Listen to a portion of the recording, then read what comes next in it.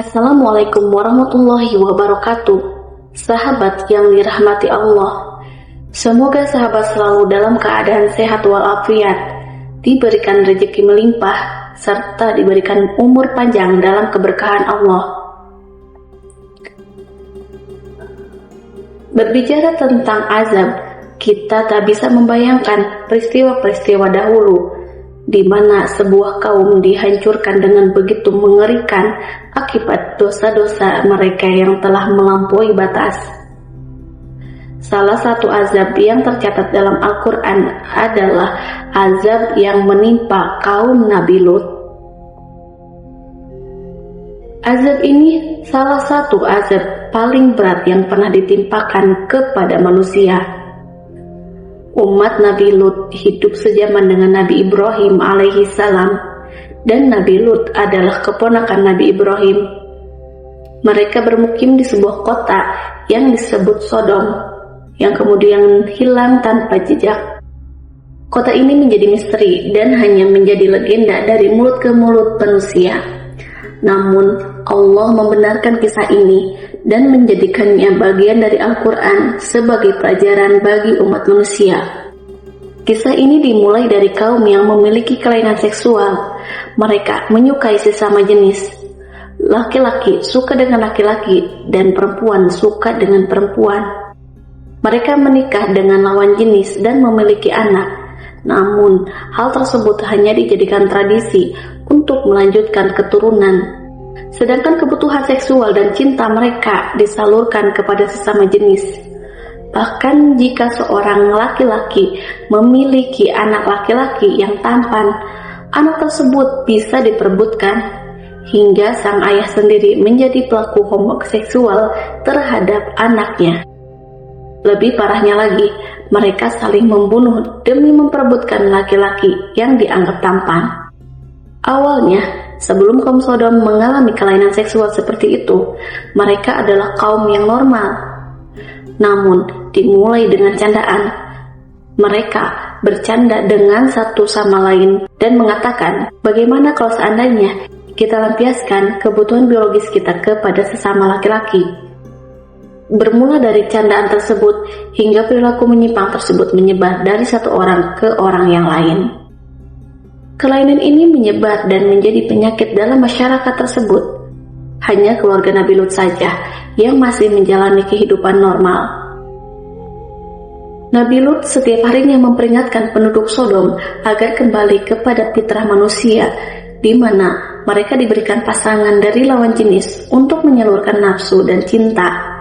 Namun, penduduk Sodom menolak ajaran Nabi Lut dan justru semakin nyaman dengan keadaan mereka.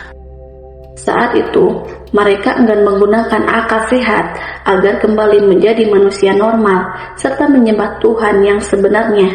Kaum Sodom justru semakin teguh dengan kehidupan yang menyimpang.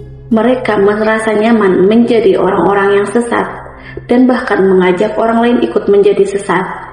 Peringatan Nabi Lut tidak mendapatkan tanggapan positif dari mereka, dan mereka menyatakan bahwa Nabi Lut dan keluarganya harus diusir dari kota. Kaum muslimin dari semua golongan dan mazhab telah bersepakat bahwa praktik homoseksual termasuk dosa besar. Orang yang menganggap remeh dosa ini bahkan menyebarkannya dianggap sebagai perusak di muka bumi. Hukumannya sangat berat, terutama bagi mereka yang memfasilitasi atau menjadi penggerak dalam penyebaran perilaku ini. Allah Subhanahu wa Ta'ala berfirman dalam surat Asy-Syu'ara ayat 165 sampai 166. Apakah kalian mendatangi laki-laki di antara manusia dan kalian tinggalkan istri-istri yang telah diciptakan oleh Tuhan kalian untuk kalian?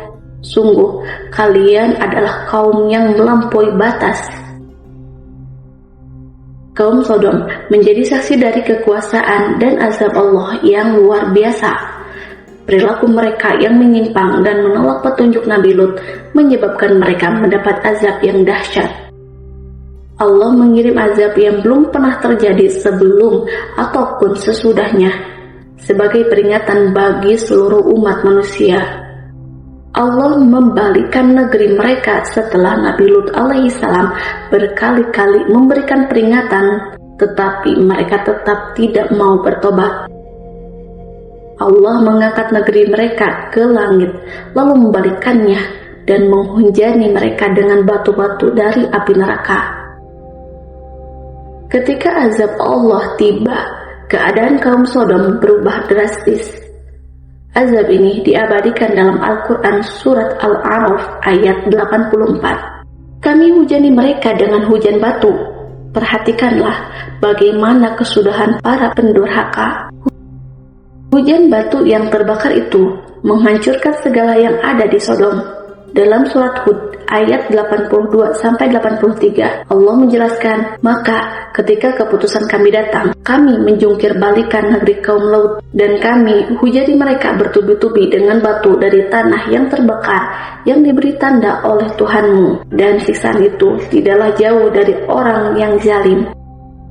Beberapa ilmuwan muslim menemukan bukti di wilayah Yordania dekat Laut Mati, di mana terdapat gunung yang terbalik. Bagian atas gunung tertanam di bawah, sementara bagian bawahnya berada di atas. Hal ini diyakini sebagai bukti kehancuran kaum Lut sesuai dengan yang diceritakan dalam Al-Quran. Penelitian ilmiah yang dilakukan terhadap lokasi kejadian azab kaum Sodom dan memberikan pemahaman yang lebih dalam tentang peristiwa tersebut.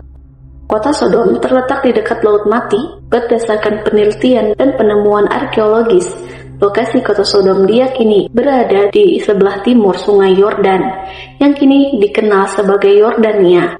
Bukti arkeologis dan geografis menunjukkan bahwa Sodom dan Gomora ditemukan di Bab Edra dan Numaira, yang berada di dekat ujung utara Laut Mati.